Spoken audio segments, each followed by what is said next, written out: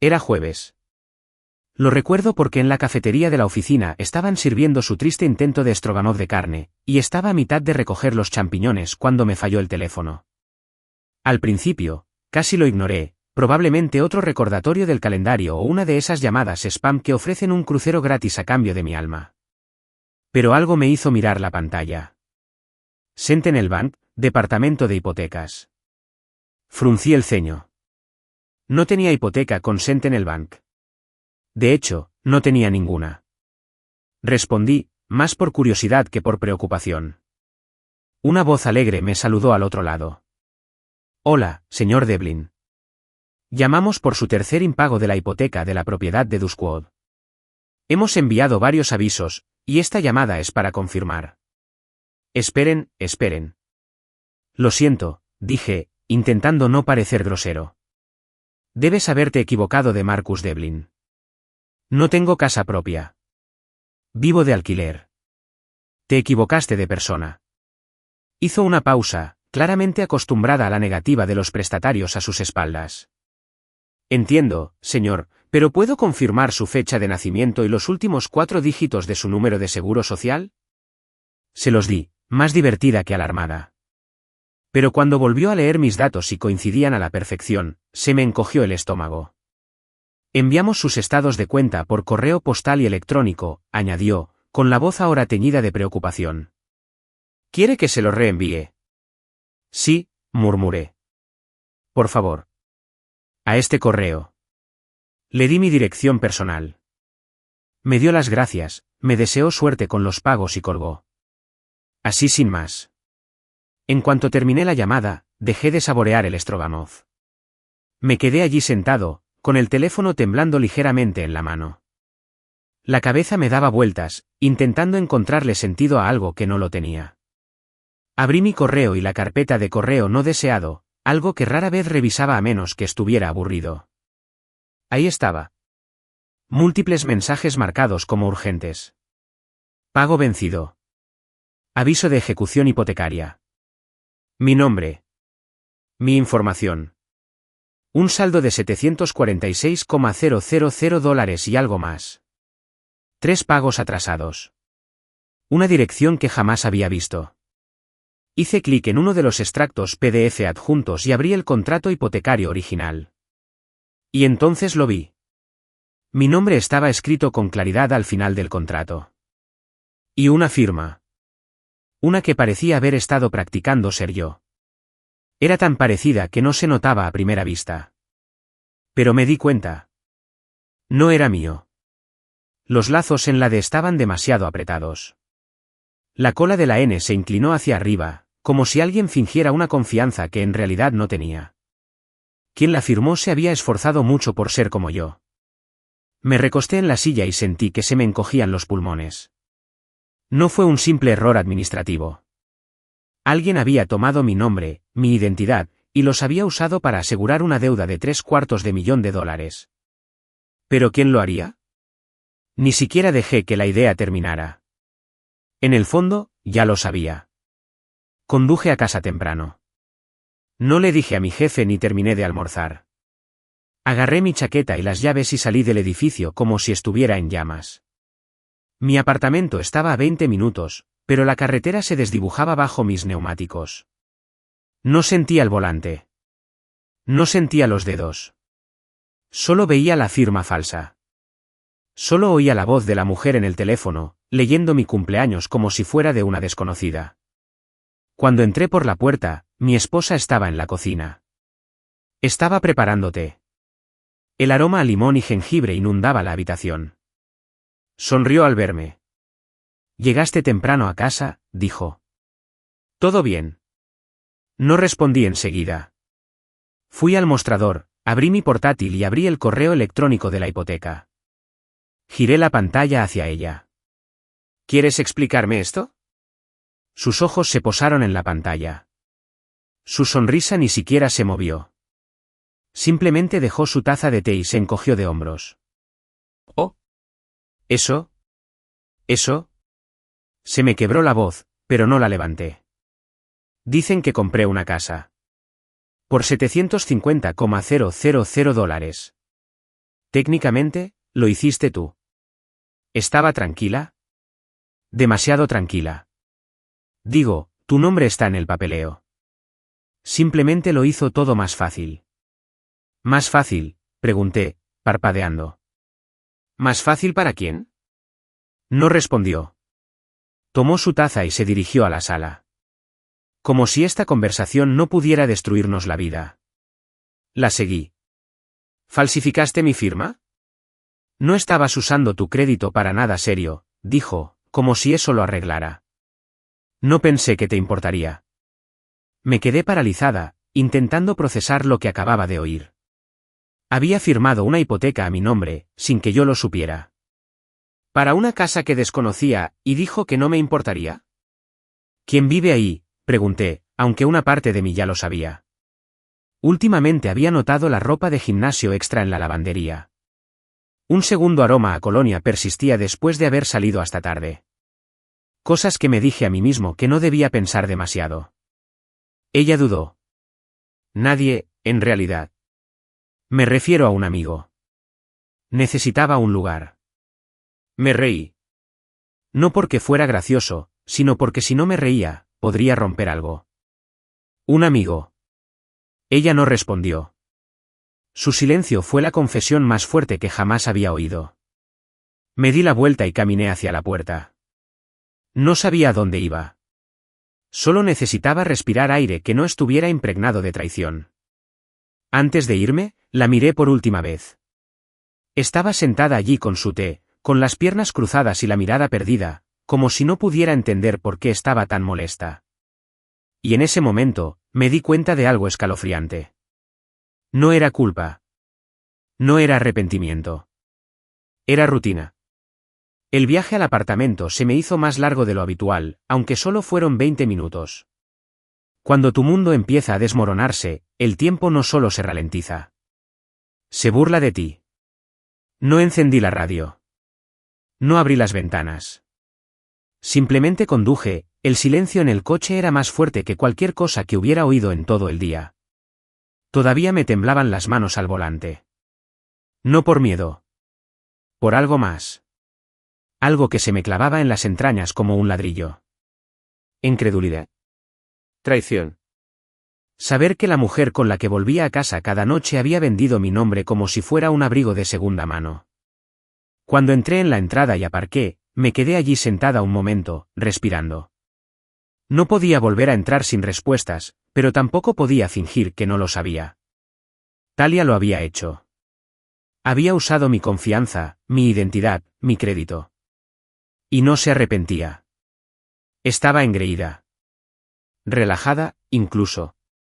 Como si falsificar el nombre de un hombre en un préstamo de $750,000 fuera solo un asunto más en su lista de tareas pendientes.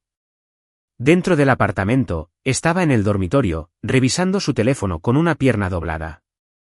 La misma mujer que me esperaba en la puerta con comida para llevar y una sonrisa, ahora me miró como si yo fuera quien interrumpiera su paz. ¿De vuelta?, preguntó. ¿Te comportas como si alguien hubiera muerto? No me senté.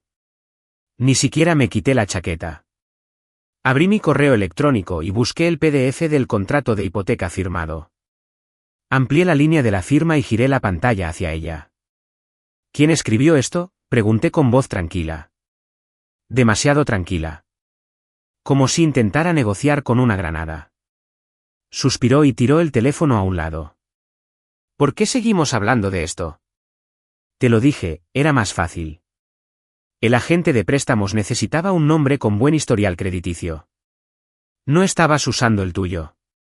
Hice lo que me pareció lógico. Lo que tenía sentido. Repetí. Talia, esto es un fraude. Esto es robo de identidad. Esto es... Tranquilo, me interrumpió, agitando la mano como si estuviera siendo dramático. Actúas como si te hubiera arruinado la vida. No te robé. No me fugué con tus ahorros. Solo usé tu nombre. Y sigues aquí, sigues trabajando, sigues bien. ¿Cuál es el problema? En ese momento comprendí lo lejos que estábamos. Ella no lo vio como una traición. Ella lo vio como ingenio. Como si estuviera resolviendo un rompecabezas y yo fuera solo una pieza. La miré con atención, y me di cuenta de que no conocía a la mujer con la que me había casado. No, la verdad es que no. Abrí un navegador y empecé a buscar. No tardé mucho. La dirección de reenvío en los documentos de la hipoteca no fue un accidente administrativo. Era real. La encontré en una urbanización privada de lujo a las afueras de la ciudad, Duskwold. Nunca había entrado. Solo pasaba por allí de camino al trabajo. Era el típico lugar con calles bordeadas de palmeras, guardias de seguridad en la entrada y cuotas de la comunidad que podrían pagarme el coche. Ahí estaba, publicado en línea en una publicación reciente de Recién Vendido, por el número 82 de Alderview Court. Vendido a mi nombre. Las fotos del interior aparecieron ante mí como una broma cruel. Techos abovedados. Cocina de diseño. Piscina en el patio trasero. Todo lo que nunca tuve, ni siquiera quise, y sin embargo, aparentemente ahora poseía. Me quedé mirando la pantalla hasta que me ardieron los ojos. Luego agarré mis llaves y me fui. ¿A dónde vas?, preguntó. Voy a ver la casa que pagué. No esperé respuesta. Entrar en Duskwold fue como entrar en un set de rodaje. Céspedes perfectos. Buzones idénticos. Los aspersores de todos siguen un horario secreto. Disminuí la velocidad al acercarme a Alderview Court. Ni siquiera tuve que adivinar qué casa era. Lo sabía. Allí estaba. En el porche. Riendo. Llevaba leggings negros y una camiseta extra grande, con el pelo recogido en una coleta. Parecía estar en casa. Cómoda. Como si perteneciera a su sitio. Tenía una bebida en una mano, café helado, a juzgar por la condensación, y estaba apoyada en un hombre. Un hombre. Era alto y musculoso, como suelen ser los entrenadores de gimnasio. Afeitado al ras. Gafas de sol. Tatuajes que serpenteaban por su brazo. Tenía una mano en su cadera y con la otra sujetaba con indiferencia la correa de un Golden Retriever. Se inclinó y la besó en la mejilla con naturalidad. Y yo me quedé allí parada. En mi coche. Viendo a la mujer con la que me casé jugando a las casitas con alguien más en una propiedad comprada a mi nombre. No me vieron. No quería que lo hicieran. Me marché sin decir palabra. No por miedo, sino porque ya no quería jugar a las damas. Esta no iba a ser otra discusión donde yo alzaba la voz y ella ponía los ojos en blanco. Esto era una guerra. Silencio. Calculado. Quirúrgico. Y no iba a perder. Esa noche, de vuelta en el apartamento, no hablé. Talia había salido hasta tarde. Probablemente estaba en el porche con él. Me senté a la mesa de la cocina con las luces apagadas, mirando de nuevo la copia de la hipoteca. La imprimí. Marqué con un círculo cada dato falsificado. Marqué la firma falsa con un bolígrafo rojo como si estuviera calificando un examen reprobado. Resalté los nombres. Anoté las marcas de tiempo en los correos electrónicos. Y entonces abrí mi cajón y saqué una vieja tarjeta de visita. Shire Rourke. Una vieja amiga de la universidad. Ahora es una de las abogadas de fraude más duras de la ciudad. No había hablado con ella en 3 años. Pero gente como ella no olvidaba quienes los apoyaban cuando aún luchaban por conseguir prácticas. Cogí el teléfono y llamé a Shai. Dije cuando contestó, aturdida por el sueño. Marcus. Ella respondió, con la voz más clara. Guau. Ya pasó 1 minuto. Sí. Y necesito un favor. ¿De qué tipo? De esos que vienen con firmas falsificadas, una deuda de $750,000 y un hombre que vive en mi casa con mi esposa. Hubo un silencio en la línea por un segundo. Luego su voz bajó a ese tono que recordaba de nuestros días en los debates. Tranquilo, seguro, letal. Nos vemos mañana. Tráeme todo. Asentí, aunque ella no podía verlo. No te preocupes, añadió. Los vamos a enterrar. Y por primera vez ese día, exhalé. A la mañana siguiente, me desperté en silencio. Ese silencio que no reconforta, que no alivia. De esos que se extienden por la habitación como un fantasma, recordándote que todo lo familiar ahora es extraño. Talia no había vuelto a casa. Aunque no esperaba que lo hiciera. Creo que sabía que no debía enfrentarme después de lo que vi. Aún así, una parte de mí esperaba que entrara por la puerta con una disculpa, incluso con una mentira que pudiera descifrar. Pero nada. Me vestí sin pensarlo. Solo unos vaqueros, una camisa sencilla y mis zapatillas más viejas, de esas que no te importa ensuciar. Esto no fue una confrontación. Esto era de reconocimiento. Necesitaba verlos de nuevo, en su territorio, en el mundo que habían construido usando mi nombre. Salí temprano y paré en una cafetería 2 barrios más allá. No quería llegar nervioso, o peor aún, con prisas. Necesitaba un impulso, la mente despejada. Me senté al fondo de la tienda, viendo cómo salía vapor de mi taza mientras volvía a buscar el anuncio de Alderview Court, 482. Esa casa tenía piscina, patio, 4 dormitorios y un vestidor más grande que nuestra habitación entera, construida con piedra y arrogancia, y financiada con una firma que nunca di. Alrededor de las 10, volví a entrar en Duskwood, esta vez más despacio, esta vez como un hombre que ya sabía la verdad. El guardia de seguridad de la puerta principal apenas levantó la vista. Bastaba con ver mi nombre en el expediente de la hipoteca para que me dieran el visto bueno. Eso fue lo que más me asqueó. Todos creían que era mío, porque en el papel, lo era. Giré hacia Alderview y aparqué unas casas más allá. Suficiente distancia para observar, pero no tanta como para que pareciera sospechoso. Bajé del coche y me apoyé tranquilamente en el capó, fingiendo mirar el móvil. Pasaron algunos corredores. Una pareja mayor paseaba a su perro. Nadie sabía que estaba allí para presenciar una traición en tiempo real. Y entonces la vi. Salió al porche trasero por las puertas corredizas de cristal, descalza otra vez, con el pelo recogido y con una de esas camisetas de cuello redondo enormes con el logo de alguna universidad, probablemente la suya. Se reía, echando la cabeza hacia atrás como solía hacerlo cuando nos conocimos. Solo que esta vez no era para mí. Salió un momento después. El novio. No intentaba ocultar nada. De hecho, se movía como alguien que sabía que pertenecía a su grupo.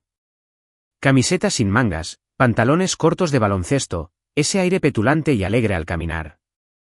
Él se acercó por detrás, la rodeó con los brazos y le dio un beso en el hombro como si lo hubiera hecho cientos de veces. Y quizá lo había hecho. Se sentaron en las sillas del patio y bebieron de tazas iguales. No podía oír lo que decían, pero notaba que ella estaba cómoda. Él estaba tranquilo. Y cada ladrillo de esa casa, cada teja de ese tejado, había sido a costa de mi crédito, de mi identidad. Se levantó al rato y cruzó el patio, lanzándole una pelota al perro, el mismo Golden Retriever que había visto el día anterior. Parecía la viva imagen de la felicidad suburbana, el tipo de hombre que verías en un anuncio de seguros, con un café en una mano y un monitor de bebé en la otra. Talia lo siguió por las escaleras y se encontraron bajo una pequeña pérgola cerca de la valla trasera.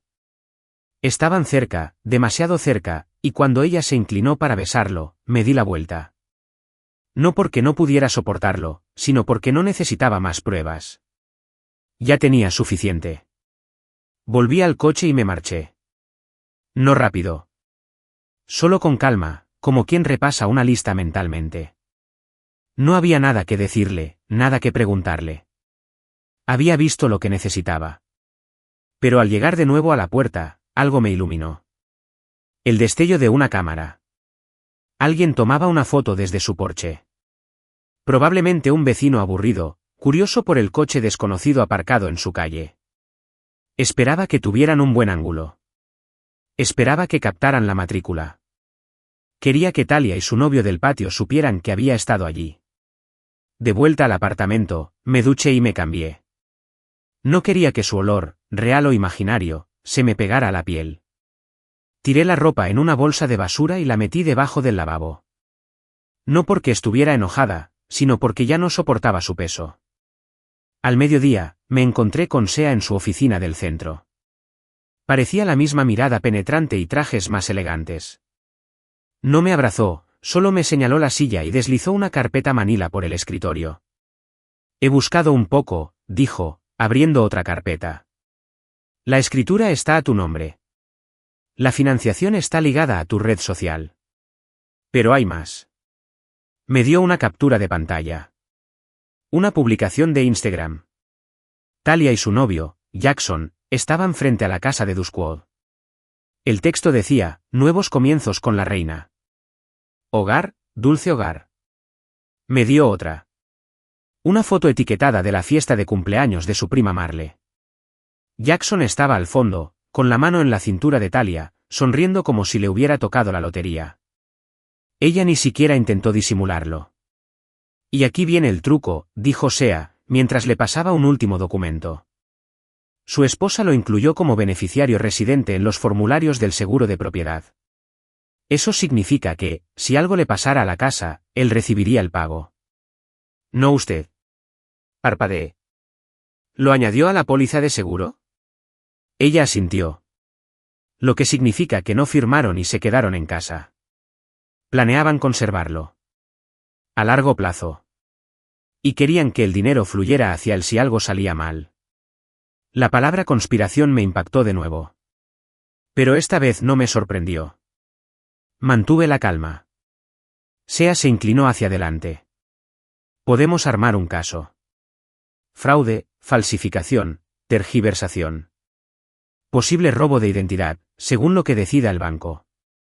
Pero necesito una cosa. ¿Qué es? No pierdas la cabeza. Sin planes de venganza. Sin enfrentamientos dramáticos. Deja que yo me encargue. Solo constancia documental. Sonreí. Sin dramas, dije. Justicia justa.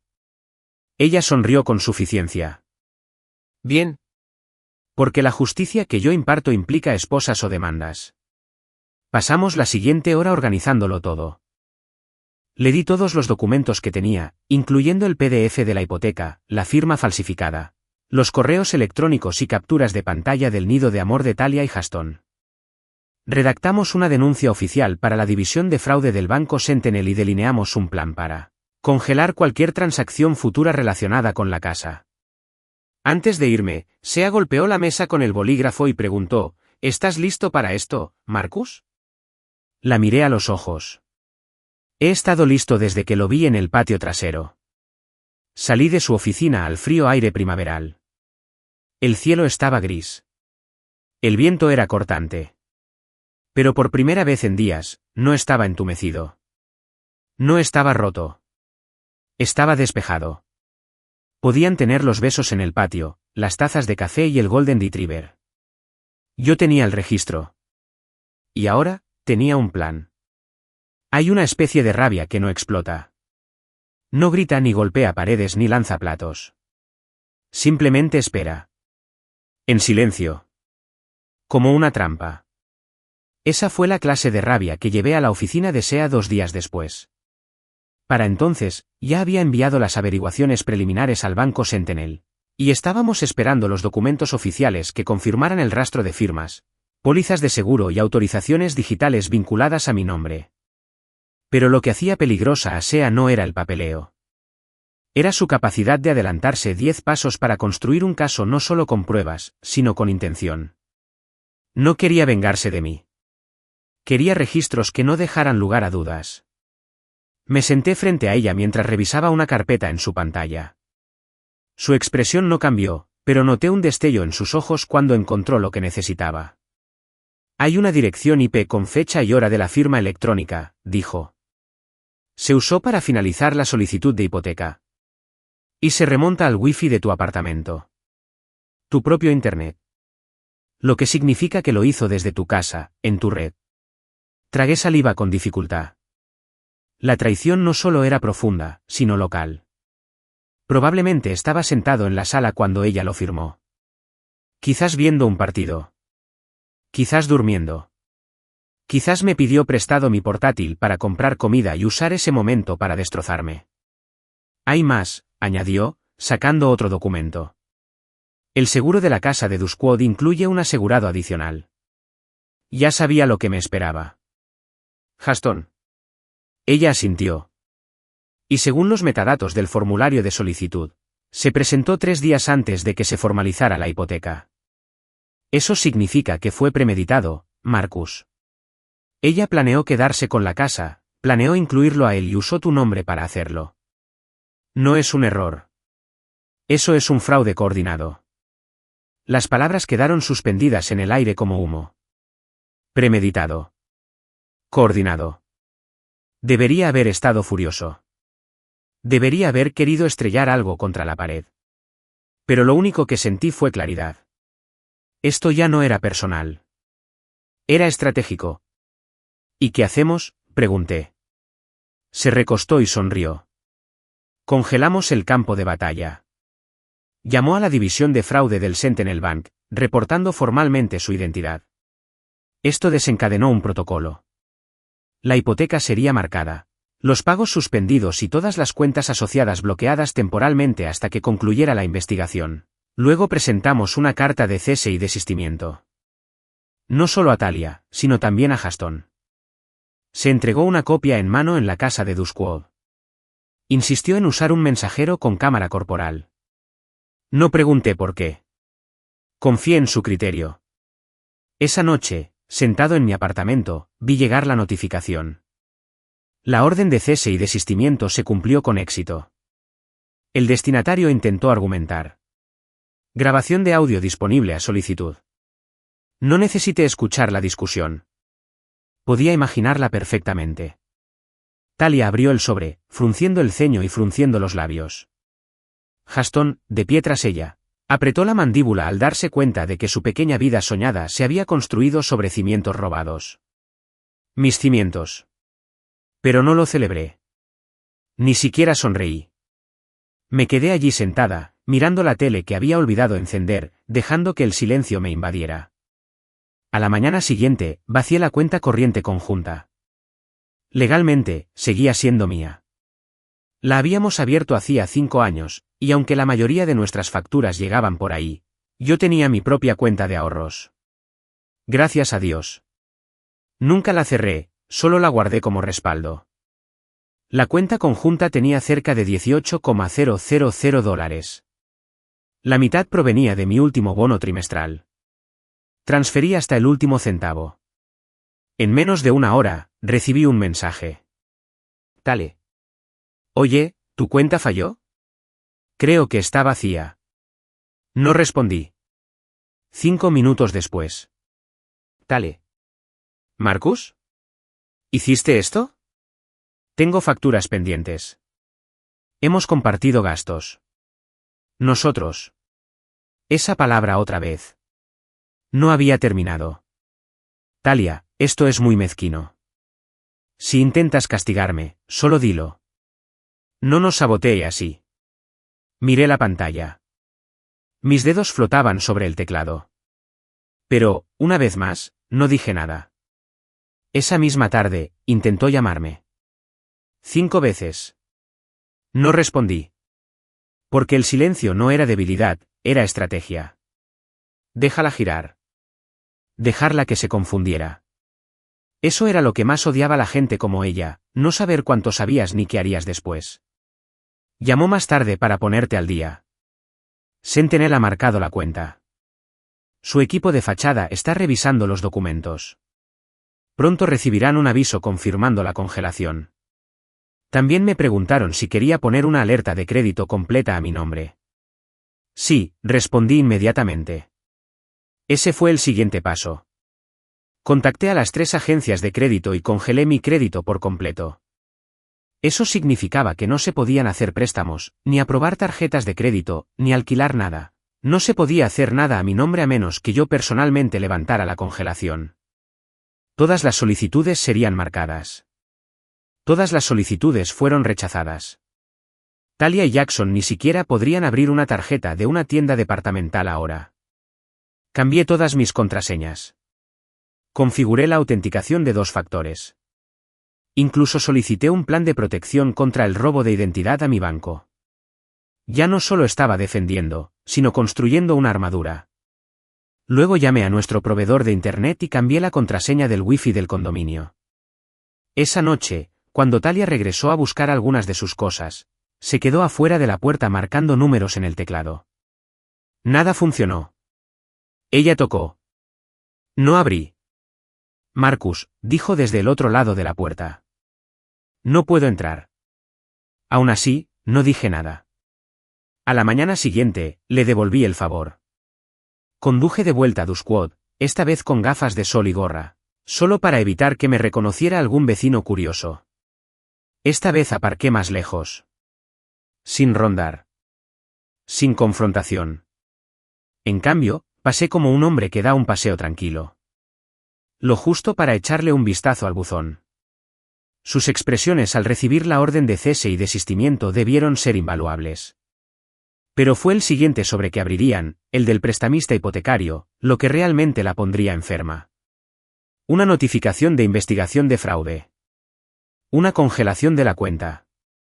Una advertencia sobre las consecuencias legales a la espera de la confirmación de la identidad falsa. La imaginé leyendo eso sola en la isla de la cocina, donde una vez bebieron mimosas y soñaron con un futuro que construyeron con el nombre de otra persona. No necesitaba estar allí para ver su rostro. Ya sabía el color que tomaría. Me llamó esa noche, con voz tranquila pero satisfecha. Están nerviosos, dijo. El mensajero dijo que Huston intentó intimidarlo. Amenazó a un abogado. Me reí entre dientes. Bien. Déjalo.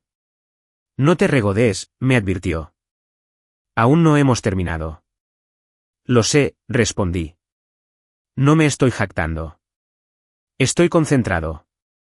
Y lo estaba. Concentrado como nunca antes. Porque cada documento, cada formulario, cada inicio de sesión que usarían se convertiría en mi arsenal silencioso. Sin alborotos. Nada de puños.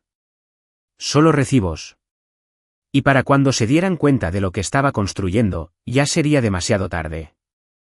Para cuando llegó el sábado, me había convencido de que podría pasar los siguientes días sin hacer nada drástico. Ya había sentado las bases legales. Las cuentas estaban congeladas. Los documentos habían sido entregados.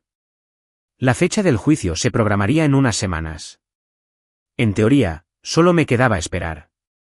Pero algo me seguía atormentando. Una pequeña y amarga pregunta que no me dejaba en paz. ¿Cuánta gente lo sabía? Porque cuanto más lo pensaba, más me daba cuenta de que esto no había sucedido a mis espaldas, sino a plena vista. Alguien tenía que presenciarlo. Alguien tenía que avalar sus decisiones, alentarlas, tal vez incluso aplaudirlas. Eso fue lo que me impulsó a la barbacoa. La familia de Talia tenía una larga tradición, la primavera de arranque, una barbacoa en el patio que organizaban cada marzo para dar la bienvenida a los nuevos comienzos. Siempre me había parecido cursi, pero aún así iba todos los años, volteando hamburguesas y fingiendo reírme de los chistes de Dickens, inspirados en la cerveza. Esta vez, no buscaba la tradición. Iba a confirmar. No le dije a nadie que venía. Simplemente me presenté. Pensé que si tenían la audacia de robarme el nombre, lo menos que podía hacer era dar la cara. En cuanto pisé el patio trasero, el ambiente cambió. Fue sutil. Medio segundo de risa contenida. Las miradas se dirigieron hacia mí y luego se apartaron. Como hace la gente cuando la pillan susurrando sobre ti 5 minutos antes de que entraras. Dickens, el hermano menor de Talia, fue el primero en acercarse.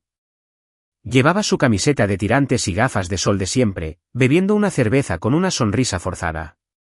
Hola, Marcus, dijo, alargando las sílabas como si le hicieran daño en la lengua. No pensé que lo lograrías este año. Sonreí. Sí, yo tampoco. No preguntó por Talia. No preguntó cómo estaba. Solo asintió y se giró hacia la parrilla como si fuéramos compañeros de trabajo evitando una queja de recursos humanos. Recorrí el patio con la mirada. La gente de siempre estaba allí. Su madre, Evelyn, saboreando una mimosa y ajustándose el sombrero de ala ancha como si posara para una revista de jardinería. Su prima Marle, siempre con demasiados accesorios y compartiendo demasiado. Algunos amigos de la familia cuyos nombres apenas recordaba. Huston no estaba, por suerte. Todavía no. Tomé un refresco de la hielera y me quedé junto a la cerca, observándolos. Marle no tardó mucho en encontrarme. Nunca pudo resistirse al drama. Se tambaleaba con tacones de cuña, gafas de sol demasiado grandes para su cara, sosteniendo una copa de vino como si fuera un micrófono. Marcus, dijo arrastrando las palabras, balanceándose ligeramente. ¿Cuánto tiempo sin verte? ¿Te ves tenso? Sonreí cortésmente, simplemente asimilándolo todo. Se inclinó y bajó la voz. Debo decir que de verdad debes amarla. Me giré hacia ella lentamente. ¿Por qué? Sonrió como si fuera el chiste. ¿Comprar esa casa para ella y Gaston? ¡Qué locura! O sea, una osadía. Pero salvaje. Mi corazón no se aceleró. Mis manos no temblaron.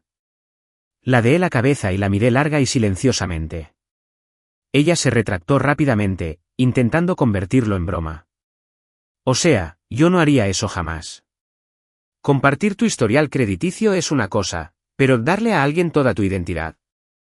Eso sí que es amor extremo. No dije nada.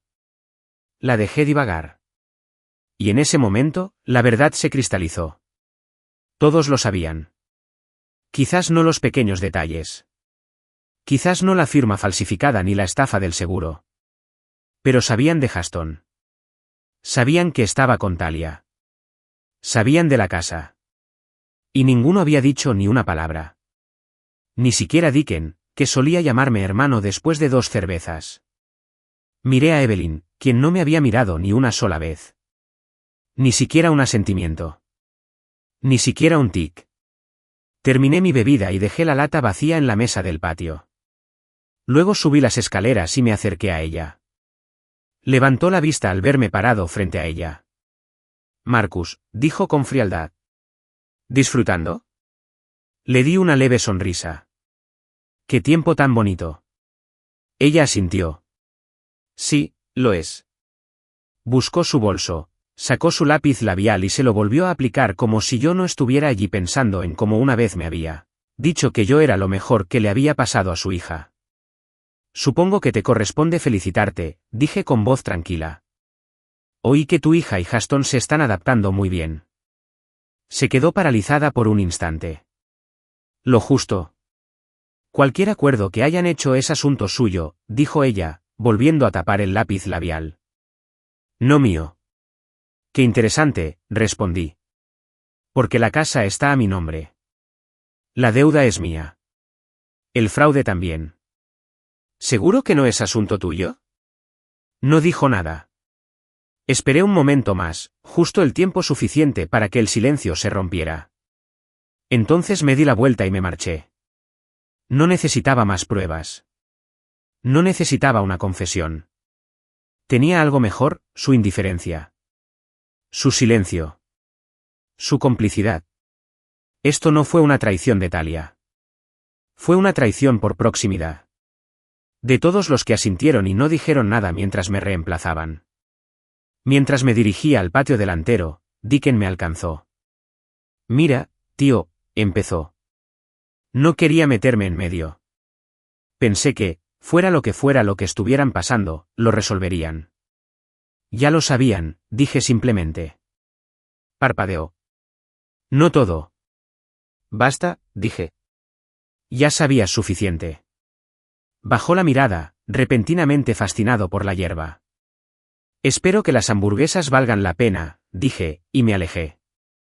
Para cuando volví al coche, me sentía más ligero. No porque la verdad doliera menos, sino porque confirmaba algo que necesitaba saber. No estaba loca. No lo había imaginado. Las señales eran reales. La traición no era sutil, era pública. Llevada como un perfume. Y todos a su alrededor habían decidido fingir que no olía mal. Pero no importaba. Porque mientras ellos volteaban hamburguesas y bebían vino, yo recogía recibos. Para el lunes, Sea recibió el informe preliminar de fraude del banco. La firma fue marcada como falsa. La hipoteca quedaría congelada formalmente a la espera del litigio. Se notificaría a Talia. La aseguradora también estaba informada y estaba iniciando su propia revisión de la incorporación de Jackson a la póliza. Estaba en marcha. Por fin. Pero esto no era venganza. Era recuperación. De mi nombre. Mi crédito. Mi dignidad. Y cuanto más actuaban como si no fuera gran cosa, más los enterraba la verdad silenciosa, legal y permanentemente. Lo que pasa con la justicia es que no siempre cae como un rayo. A veces se cuela sigilosamente, por la puerta de atrás, con un portapapeles y un número de caso. Y así fue exactamente como me sentí la mañana que recibí el correo. Asunto, cuenta hipotecaria, estado de la investigación de fraude, activo. Sentado en mi escritorio, con un café en la mano, leí el mensaje una y otra vez.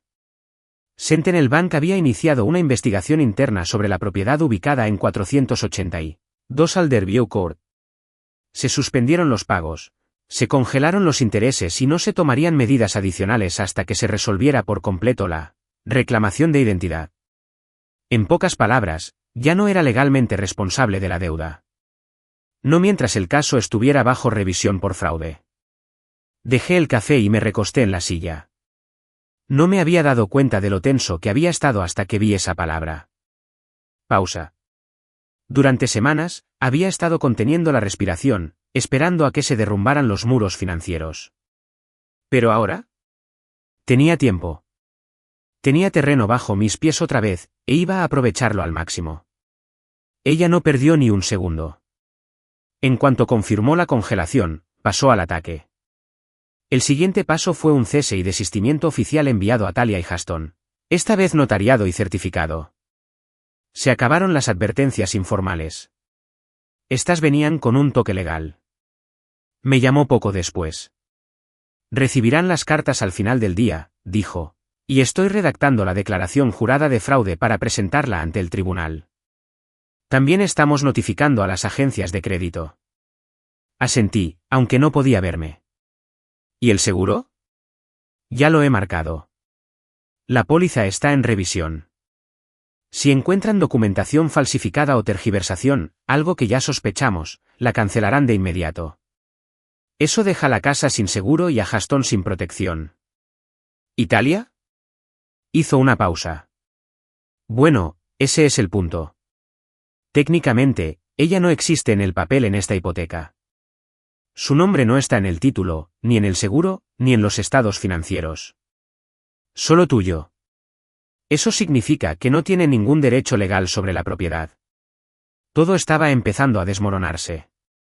Y yo no hacía nada más que quedarme quieto. Al mediodía, recibí una notificación del banco, alguien había intentado hacer un pago de la hipoteca. Rechazado. Cuenta bloqueada. La alarma de fraude se había activado. Solo podía imaginar la confusión al otro lado de esa transacción.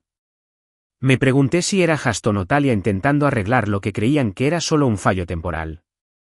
Una hora después, recibí un mensaje. Talia, tenemos que hablar. ¿Por qué están congeladas las cuentas? ¿Qué haces? Lo ignoré. Pasaron 10 minutos. Tale. Marcus. En serio. No puedes simplemente bloquear el acceso a todo. Tenemos responsabilidades. Nosotros. Esa palabra otra vez. Como si todavía significara algo. Como si en el momento en que se dio cuenta de que ya no podía desangrarme, de alguna manera volviéramos a ser un equipo. Otro mensaje. Talia, si crees que esto me va a asustar, no es así. Lo arreglaré. Lo arreglaremos. Nos fuimos. No cuando ella eligió a otra persona. No cuando escribió mi nombre en un documento legal como si fuera su firma para vender. Esa noche, revisé la cámara del timbre. Se activaba por movimiento y estaba sincronizada con mi teléfono. Apareció sobre las 6:47. Se quedó en la puerta con una bolsa de lona al hombro, tamborileando con los dedos contra la madera como si tuviera todo el derecho a seguir allí. Cuando probó el código de la llave, no funcionó. Lo intentó de nuevo. Más lento. Más deliberado. Nada. Entonces tocó el timbre. No me moví. Observé desde el pasillo, fuera de la vista. Marcus, llamó desde la puerta. Sé que estás en casa. Me quedé callada. Ella tocó más fuerte. No hagas esto. Vamos. Sé que estás molesto, pero esto es infantil. Esa palabra. Infantil. Como si estuviera haciendo un berrinche, sin recuperarme de una traición que podría haberme arruinado. Me acerqué a la puerta, lo justo para que oyera mis pasos. No la abrí. No lo necesité. Su tono cambió de inmediato. Está bien. Está bien. Solo. Hablemos. Por favor. Nada. Bajó la voz. No pretendía que llegara tan lejos. Huston solo necesitaba un lugar. Era solo temporal. No pensé que lo descubrirías así. Cerré los ojos. Las mentiras eran tan casuales ahora. Como respirar. Sé que se ve mal, continuó, pero no puedes dejarme así. Todo está a tu nombre. Nos arruinarás a los dos. Quería reírme. Ahora le preocupaba lo que mi nombre pudiera hacer. Me di la vuelta y volví a la cocina. El timbre volvió a sonar, y luego otra vez, más rápido esta vez. Como si esperara que su persistencia cambiara la realidad. Finalmente, el timbre dejó de sonar. Pero escuché su voz una última vez, apenas un susurro. Por favor, Marcus. Solo. Déjame arreglarlo. No respondí. Porque ella no había venido a arreglarlo. Vino porque finalmente se dio cuenta de que ya no podía controlarlo. A la mañana siguiente, me encontré con Sea en su oficina para firmar la declaración jurada oficial. El lenguaje legal era complejo, pero el significado era simple. No autoricé esta deuda. No firmé estos papeles. No soy responsable. Me dio una copia para que la guardara. Esto irá al juez esta semana, dijo. Y con la hipoteca congelada, es probable que el banco solicite una sentencia en rebeldía, no contra ti, sino contra la casa. Una vez que eso suceda, podemos solicitar la reasignación de la propiedad. ¿Qué significa? Que si no pueden pagar la deuda, y tú no firmaste, y hay fraude de por medio, el tribunal probablemente te transferirá la propiedad a ti, no a ellos. La ironía no se me escapó. Una casa que nunca quise, que nunca vi, en la que nunca puse un pie voluntariamente. Ahora está a punto de ser mía legalmente, solo para arrebatársela a quienes la robaron. Volví a pasar por delante de ella de camino a casa, solo una vez. Las luces del porche estaban apagadas. El césped no estaba cortado. Había un cartel de "Se vende" al borde de la entrada. Claramente colocado por desesperación, probablemente sin que el agente se diera cuenta del caos legal que lo rodeaba. Bien. Que sientan incertidumbre por una vez. Que se pregunten qué les arrebatarán después. De vuelta en el apartamento, por fin dormí. No una siesta. No una dosis de inquietud y ansiedad. Dormir de verdad. Porque el peso estaba cambiando. No solo el dinero. No solo la casa. También la electricidad. Y lo único que hice fue nada. Sin gritos. Sin planes de venganza. Solo la ley. Solo silencio. Solo la verdad. Ocurrió un martes. Había cambiado las cerraduras 2 días antes. El teclado de la puerta principal estaba actualizado y el código del garaje se había restablecido. Incluso había reemplazado la llave de repuesto escondida bajo la roca del jardín, algo con lo que ella solía bromear diciendo que algún día la robarían. Irónico, en retrospectiva, ya que el robo más grande había ocurrido dentro de la casa. Esa mañana, me quedé junto a la ventana, tomando café y observando cómo se desplegaba la tranquila calle. Era un lugar tranquilo. Se acabaron las listas de tareas compartidas. Se acabaron sus botellas de champú ocupando la mitad del estante del baño. Se acabó fingir que todo iba bien cuando cada silencio entre nosotras era más fuerte que cualquier grito. Y entonces, justo antes de las 8 de la mañana, vi su coche entrar en la entrada. Había llegado temprano. Esperaba que viniera más tarde, quizás a la hora de comer. Pero allí estaba ella, saliendo a toda prisa, con vaqueros ajustados, gafas de sol enormes y bolsos de diseñador colgados del hombro como una armadura. No parecía alguien que llegara para una conversación tranquila. Parecía alguien dispuesta a reclamar algo que aún creía suyo. Fue directo a la puerta y marcó el código antiguo. No pasó nada. Lo intentó de nuevo. Más despacio esta vez. Frunció el ceño y apretó los labios. Retrocedió un paso y se quedó mirando el teclado como si la hubiera traicionado. Entonces llamaron a la puerta. No fue suave. No fue vacilante. Para golpes fuertes que resonaban en el silencio del apartamento como disparos. Marcus, dijo, con la voz apagada a través de la puerta. Abre. No me moví. Me quedé al final del pasillo, fuera de la vista, observando desde la esquina. Sé que estás ahí, volvió a llamar. Tu coche está justo afuera. Me quedé en silencio. Una pausa. Entonces tocó el timbre. 2 veces. Rápido. Y cuando eso no funcionó, volvió a golpear, esta vez con más fuerza. Vale, ya lo entendiste, dijo, alzando la voz. Estás enfadado. Lo entiendo. Pero este es nuestro hogar, Marcus. Nuestro hogar. Esa palabra me revolvió el estómago. Igual que ella usaba nosotros y nos cuando le convenía. Pero cuando compró una casa a mi nombre para otro hombre, no hubo nosotros en ese momento. Solo estrategia. Solo mentiras. Suspiró profundamente. Solo quiero conseguir algunas cosas. Mis zapatos, mi tableta, los documentos del cajón de arriba. No estoy intentando luchar. Solo quiero hablar. Por favor. Aún así, no dije nada. Probó el teclado de nuevo. La vi repetir los números en voz baja. Luego dio un paso atrás y marcó algo en su teléfono. Mi teléfono vibró sobre la mesa. No contesté. Volvió a llamar. Luego envió un mensaje. Talia, esto es infantil. ¿Qué crees que demuestra dejarme fuera? Talia, ¿lo cambiaste todo? ¿En serio?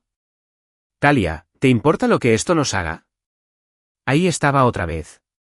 La ilusión de compañerismo. Como si yo le hubiera quitado el piso de debajo de los pies, y no al revés. Como si fuera té. Después de unos minutos, se desesperó. Su voz se quebró un poco al volver a llamar, esta vez más suave. Por favor, Marcus. Me estás dejando fuera. Estoy intentando arreglarlo. Arreglarlo. Como si la verdad pudiera deshacer sus disculpas, como si la firma falsificada pudiera borrarse. Como si Jackson no hubiera dormido bajo un techo comprado con mi nombre y la hubiera besado en el porche que yo había pagado. Me acerqué a la ventana, con cuidado de no ser visto, y la observé caminar. Miró por encima del hombro varias veces, probablemente para asegurarse de que ningún vecino la estuviera observando. Su orgullo se desmoronaba a cada segundo. Su confianza flaqueaba. Y por una vez, no tenía guión. Entonces sacó algo de su bolso. Una copia de la llave. La probó. No encajaba. Lo movió, empujó con más fuerza, maldijo en voz baja. Nada. Había cambiado todas las cerraduras de todas las puertas. Lo vi entonces, ahí mismo, en su rostro. En ese momento, lo comprendí. No la dejaron fuera de casa. Estaba encerrada, sin control. Su postura cambió. La forma en que se puso de pie, la forma en que dejó caer los hombros. Toda su presencia se desinfló como el aire de un globo. Se quedó mirando la puerta un buen rato. Y entonces hizo algo inesperado. Se sentó en los escalones. Con las piernas cruzadas. Con los brazos apoyados en las rodillas.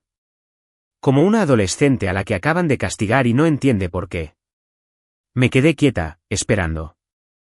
Sacó su teléfono de nuevo y marcó a otra persona.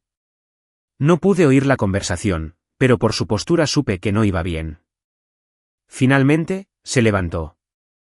Se sacudió la ropa. Caminó de vuelta a su coche. Antes de subir, miró hacia la puerta una última vez. No llamó. No habló. Solo la miró fijamente, fría, sellada y definitiva. Luego se marchó. Y en cuanto sus luces traseras desaparecieron, suspiré por primera vez en semanas. Esa misma noche, Sai me llamó. Han respondido a la orden de cese y desistimiento, dijo. El abogado de Talia está solicitando una mediación ante el tribunal. Recomiendo rechazarla. Ahora tenemos la posición más fuerte. Asentí. Recházalo. Bien, dijo. También estoy avanzando con la solicitud de reasignación de la hipoteca bajo tu exclusiva responsabilidad. Una vez hecho esto, la propiedad será completamente tuya. ¿Y ellos? Si intentan reclamar la ocupación o el derecho de propiedad, estarán cometiendo una infracción. Ahora estamos preparando el caso para una indemnización civil. Colgué y me senté en el sofá, el silencio ahora parecía ganado, no impuesto. El apartamento estaba en silencio. Mi teléfono estaba en silencio. No más mensajes. Se acabaron los golpes en la puerta. Solo el zumbido del refrigerador, el crujido de las tablas viejas del suelo y la tranquilidad de saber que, por una vez, ya no estaba a la defensiva. Que se preguntara qué pasaría después. Que buscara respuestas a toda prisa. No iba a luchar más contra ella. Porque la guerra ya estaba terminando. ¿Y las cerraduras que intentó abrir? No eran solo metal y código. Eran límites. ¿Y ahora? Eran mías. El día que fuimos al juzgado, llovía. No fuerte, pero sí constante, como si el cielo no pudiera llorar del todo pero tampoco quisiera quedarse seco. Me quedé bajo el toldo de hormigón del juzgado del condado, viendo cómo el agua se deslizaba por las columnas. Mi traje se sentía rígido. No porque fuera nuevo, sino porque no lo había usado desde nuestra cena de aniversario del año pasado. Esa noche, ella llevaba un vestido rojo y me besó en la mejilla como si fuéramos un equipo. Y aquí estábamos. En lados opuestos. Llegó 5 minutos después que yo. Sin paraguas. Solo un abrigo con capucha y un moño despeinado, como el que usaba cuando no le importaba quién la mirara. Pero hoy, me di cuenta de que no era descuidada, sino nerviosa. Ya no estaba fingiendo. Sus ojos recorrieron la acera hasta que se posaron en mí, y luego se apartaron rápidamente. Entró como si no me hubiera visto. No pasó nada. Ya estaba dentro, sentada en la primera fila de la galería, con el maletín abierto y organizada como un cirujano a punto de realizar una intervención impecable. No sonrió al verme. Ella solo asintió. Con cara de juego. La sala del tribunal estaba fría. Las paredes grises. No es un gran salón de justicia como en las películas. Solo una habitación con luz fluorescente, paneles de madera anticuados y alfombra desgastada. Pero no importaba. Aquí era donde sucedería. Talia se sentó frente a mí en la mesa de la defensa, junto a un hombre con traje color canela que parecía más propio de una inmobiliaria que de un tribunal. Su abogado.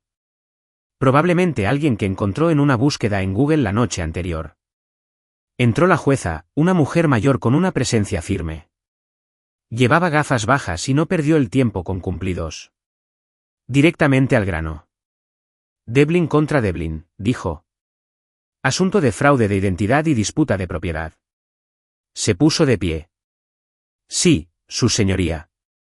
Mi cliente, Marcus Devlin. Es el firmante legal de una hipoteca de $750,000 para una propiedad, ubicada en 482 Alderview Court. Sin embargo, no autorizó, inició ni consintió conscientemente la hipoteca, ni reside en la propiedad. El juez miró a Talia. ¿Es correcto, señora? Su abogado se puso de pie. Su señoría, no negamos que el nombre del señor Devlin figure en la documentación. Sin embargo, mi cliente creía que había dado su consentimiento tácito, ya que ella y el señor Devlin estaban casados en ese momento. Ella asumió la autoridad conjunta sobre asuntos financieros. El consentimiento implícito no equivale a una firma legal, interrumpió Sea con calma pero firmeza, sobre todo en una deuda de $500,000.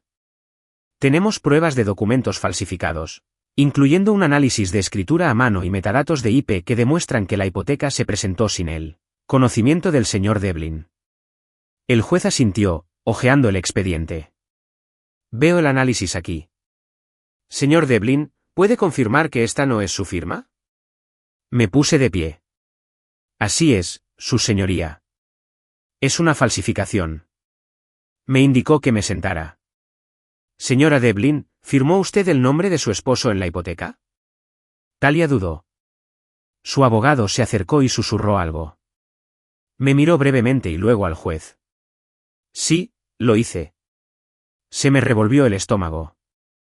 No porque fuera una sorpresa, sino porque oírla admitirlo en voz alta le quitó la última capa de negación a todo.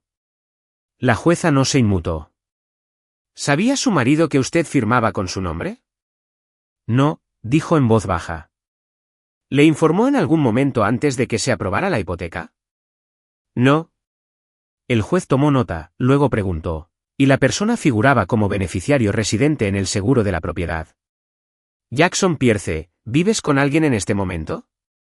Bajó la mirada hacia la mesa. Ya no. Esa sola línea lo decía todo. Su abogado se puso de pie de nuevo, intentando cambiar el tono. Su señoría, si bien reconocemos un error procesal, las intenciones de mi cliente no fueron maliciosas. Ella creía que actuaba en el mejor interés de su familia.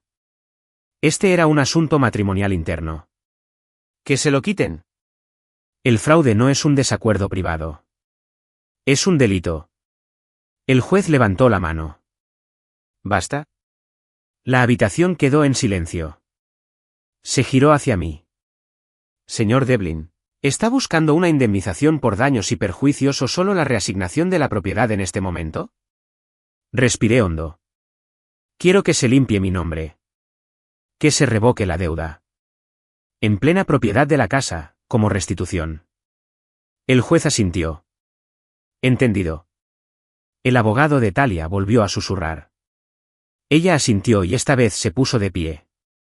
Su señoría, quisiera hacer una declaración. La jueza ladeó la cabeza, evaluando. Adelante. Se giró hacia mí. No soy el juez. No soy la sala. Soy solo yo. No hice esto para hacerte daño, dijo con voz temblorosa. No pretendía que se volviera tan grave. Ya lo pensé. Pensé que simplemente pasaría.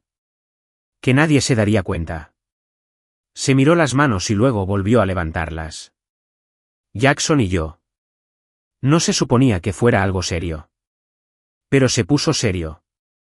Y sentí que ya lo había arruinado tanto que era imposible arreglarlo. Así que dejé de intentarlo. No hablé. Ella siguió. Cuando usé tu nombre, me dije que era temporal.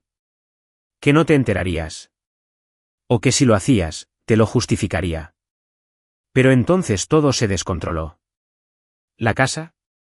El seguro. Los pagos. Y para entonces, ya no sabía cómo parar. Se le quebró la voz. Lo siento. Lo siento.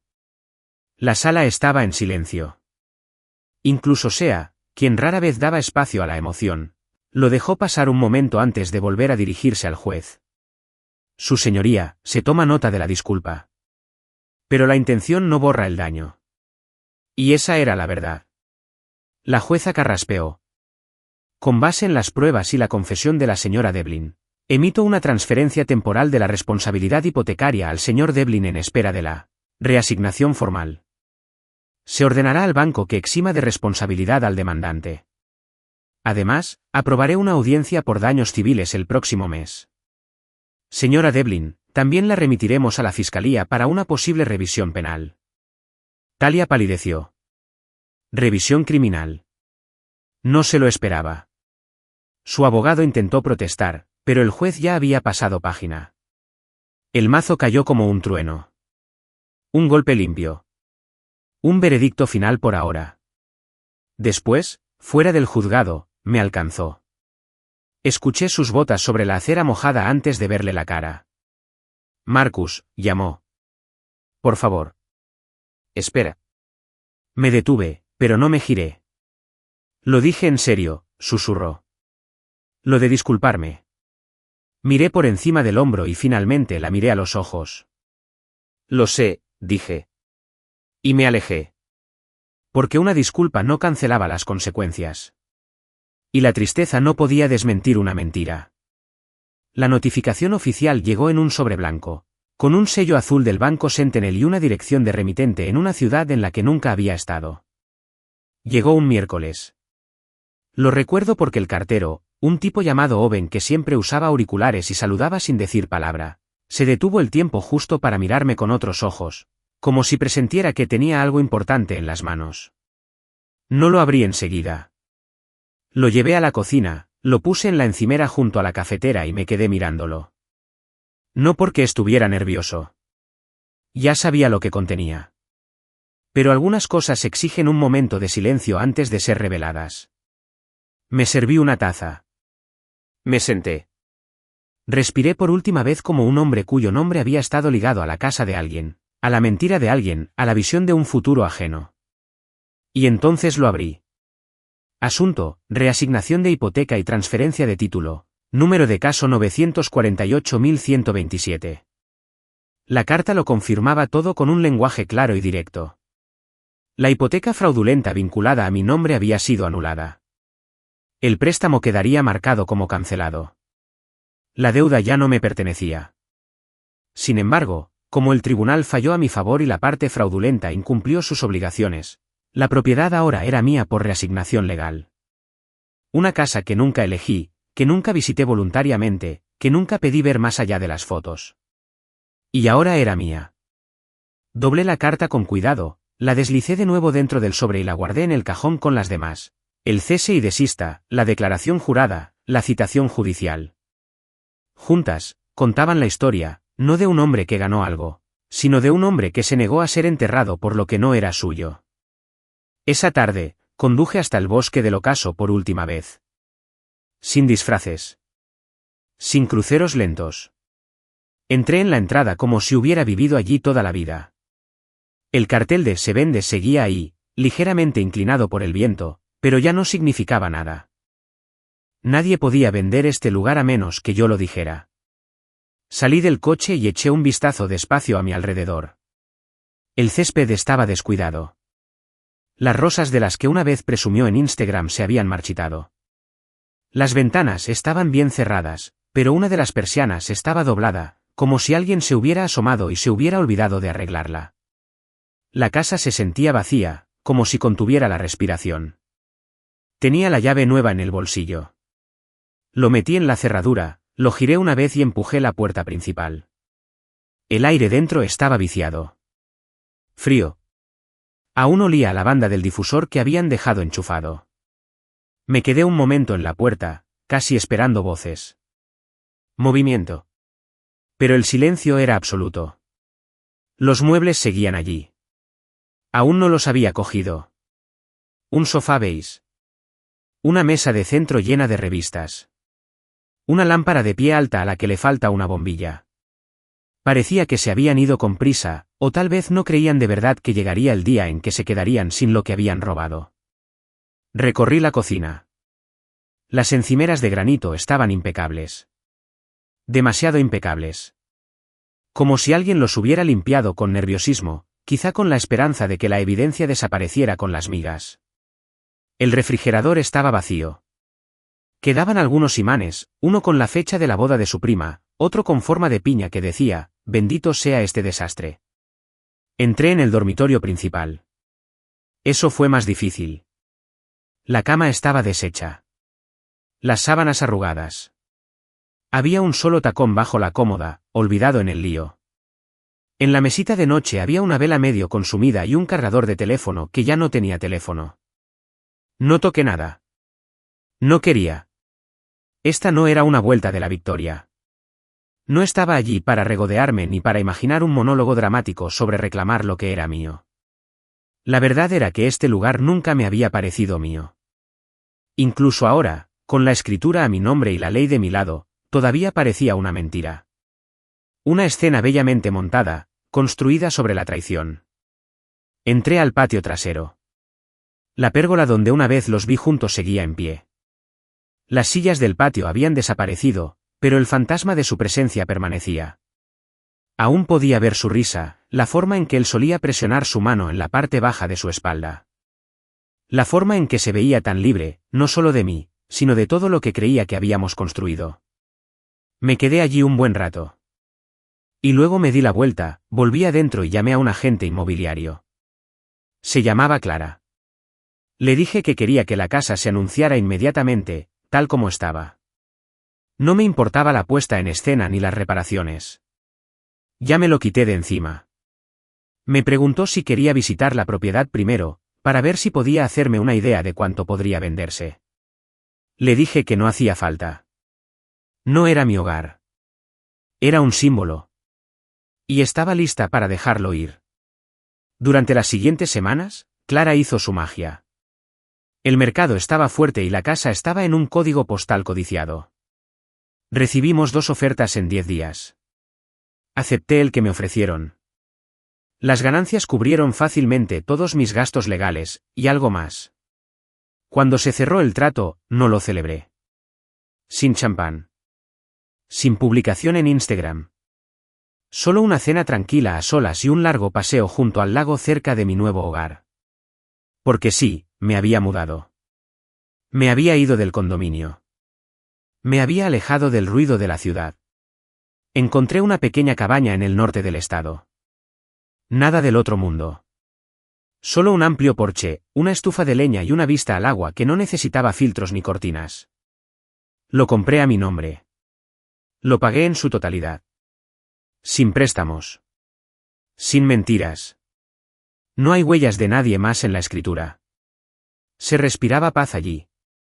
Y cada tarde, al ocultarse el sol tras la línea de árboles, me sentaba afuera a respirar. Respiraciones profundas, limpias e ininterrumpidas. De esas que olvidas que necesitas cuando tu vida está llena de manipulación disfrazada de compromiso. A veces me preguntaba si alguna vez pasó por delante de la vieja casa.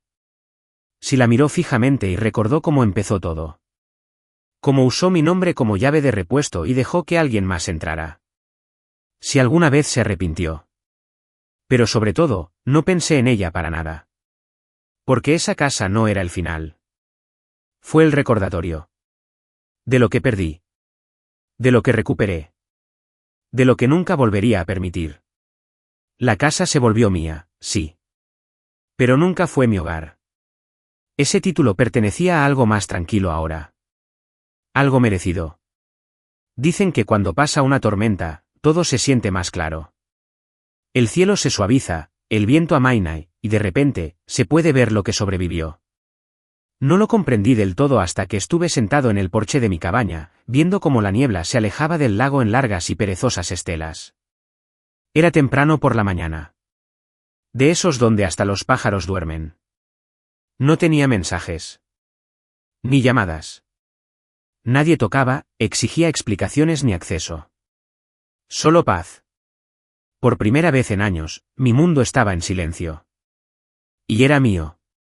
Me había llevado meses llegar hasta aquí. Meses de batallas legales, papeleo, reuniones y un silencio tan agudo que podía herir. Pero lo había superado. No con ira. No con teatralidad. Solo pasos tranquilos y deliberados. La gente esperaba explosiones. Les di una estrategia. Pensaron que rogaría. En cambio, puse límites. Cuando compré la cabaña, todos pensaron que me estaba escapando. Incluso Nate, mi amigo más antiguo, me preguntó si estaba seguro de querer vivir en medio de la nada. Pero no estaba corriendo. Estaba llegando. Por primera vez en mi vida, me estaba plantando en un lugar del que nadie podría arrancarme. El día que llegó el documento judicial final, una sentencia limpia que eliminaba cualquier vínculo entre mi nombre y el desastre de Talia, no lo celebré con champán ni fuegos artificiales. Imprimí el documento, lo firmé, lo enmarqué y lo colgué en mi oficina. No porque quisiera un trofeo, sino porque necesitaba un recordatorio. Mi nombre ya no era algo que alguien más pudiera tomar prestado, manipular o traicionar. Volvía a ser mío. Plenamente. Legalmente. Espiritualmente. Empecé a usarlo de otra manera. No a viva voz, sino con intención. Actualicé todas mis cuentas, cambié mis contraseñas y me cambié a un nuevo banco que no tenía memorias integradas en cada transacción. Incluso actualicé mis contactos de emergencia. Durante años, su nombre había estado ahí por defecto. Ya no. Ahora, Cuando me presentaba a alguien nuevo, no lo hacía con una sonrisa vacilante ni un asterisco invisible. Simplemente decía, Marcus Devlin, y lo dejaba ahí. Fuerte. Firme. Sin complejos. A veces me preguntan si la perdoné. Es una pregunta extraña. El perdón no es algo que se anuncia como el pronóstico del tiempo. Para ellos no es una actuación. Es un alivio para ti. Entonces, ¿la perdoné? Me perdoné a mí mismo primero. Por no haber visto las señales. Por ignorar mi propia intuición. Por creer que el amor significaba silencio y la lealtad sacrificio, por muy unilateral que fuera. ¿Perdonarla? Eso vino después. En silencio. En pedazos. No porque se lo mereciera. Pero porque merecía dejar de cargar con su peso. Hubo un tiempo en que pensé que la venganza sería más dulce.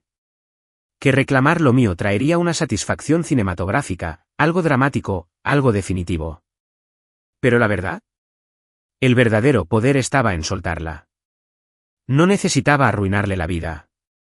Solo necesitaba alejarme de ella. Y cuando finalmente llamó, meses después, desde un número que no reconocí, lo dejé sonar. Solo una vez. Luego lo bloqueé. Porque el hombre que solía controlar ya no existía. Había intentado reescribir mi nombre en su historia. Intentó convertirme en la nota al pie de su nuevo comienzo. Pero olvidó algo. No necesitaba una nueva historia. Solo necesitaba que la mía se mantuviera en pie. Sin editar. Sin distorsión. Totalmente mío. En la tranquilidad de esa verdad, comencé a reconstruir, no solo mis finanzas, sino también mi autoestima. Empecé poco a poco. Aprendí a cocinar de nuevo. Di largos paseos. Contacté con amigos con los que había perdido el contacto durante el caos. Algunos volvieron. Algunos no lo hicieron. Pero no le rogué a nadie que se quedara. Había terminado con esa versión de mí. Leí más. Escribí más. Incluso empecé a asesorar a pequeñas empresas, ayudándolas a proteger sus activos, a redactar contratos transparentes y a crear sistemas que no se pudieran robar con una firma falsificada. No le di mucha publicidad. Se corrió de boca en boca. La gente que había sufrido una quemadura me contactó. Y los ayudé discretamente, como Shai me ayudó a mí. Shai y yo nos mantuvimos en contacto. Me invitó al 10º aniversario de su empresa. Llevaba el mismo traje que usé en la corte, solo que esta vez no parecía una armadura. Simplemente lo sentía como mío. Sonrió al verme. «Te ves más clara», dijo. Le dije que sí. Chocó su copa con la mía y susurró, «¿Tu caso?» Sigue siendo mi favorito. No fue porque fuera jugoso. Ni escandaloso. Fue porque no grité. No publiqué vídeos de venganza ni mensajes que amenazaran mi pecado. Dejé que el periódico hablara. Y esa, en sus palabras, fue la justicia más satisfactoria de todas. Una tarde, casi un año después de que todo empezara, pasé por Alderview. La casa se veía diferente ahora. Nuevos dueños. Las rosas volvían a florecer. Habían añadido un columpio al patio trasero. Alguien había pintado las contraventanas de azul. No me dolió verlo. No me causó rabia ni tristeza. Simplemente, era una casa. Nada más. Bajé la ventanilla, dejé entrar la brisa y me alejé. No miré atrás. Esa noche, de vuelta en la cabaña, encendí una fogata y abrí un diario nuevo. Páginas en blanco. Sin garabatos. Sin listas. Solo espacio. Escribí una sola línea en la parte superior. Esta vez, viví según mi nombre. No el de ellos. Porque al final, esa fue la victoria. No la casa. No la victoria legal. Ni siquiera el silencio. La victoria fue elegir mis términos y no dejar que nadie más los sobrepasara. Así que sí, mi nombre fue usado una vez sin mi consentimiento. ¿Y ahora? Ahora solo se mueve cuando yo lo digo. Y esa es la única firma que necesitaré.